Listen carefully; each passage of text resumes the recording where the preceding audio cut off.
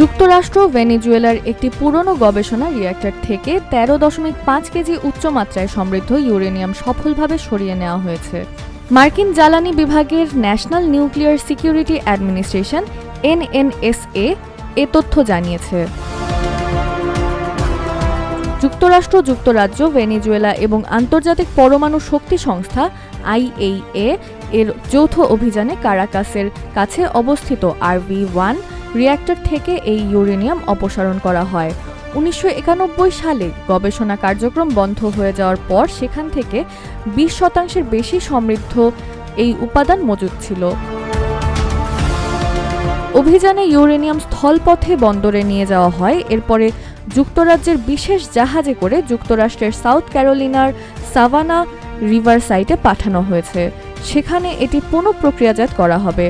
পুরো প্রক্রিয়াটি মাত্র কয়েক সপ্তাহে সম্পন্ন হয়েছে, যা সাধারণত কয়েক বছর সময় নেয়।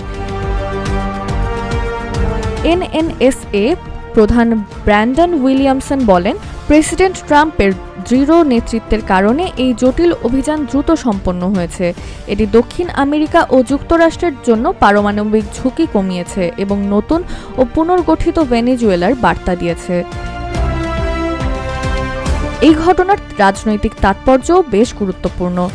চলতি বছরের শুরুতে ভেনেজুয়েলার প্রেসিডেন্ট নিকোলাস মাদুরোকে আটক করার বিতর্কিত পদক্ষেপের পর কারাকাসের সঙ্গে নতুন করে সম্পর্ক গড়তে শুরু করে ট্রাম্প প্রশাসন।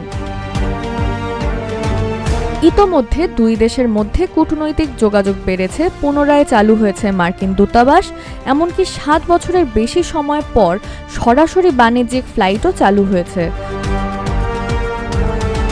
তবে এই পদক্ষেপ নিয়ে সমালোচনাও রয়েছে।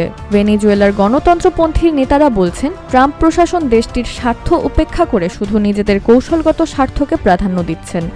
নোবেল শান্তি পুরস্কার বিজয়ী নির্বাসিত বিরোধী নেত্রী মারিয়া করিনা মাচাদোকে পাশ কাটিয়ে ওয়াশিংটন কারাকাসের বর্তমান সরকারের সঙ্গে সম্পর্ক ঘনিষ্ঠ করছে।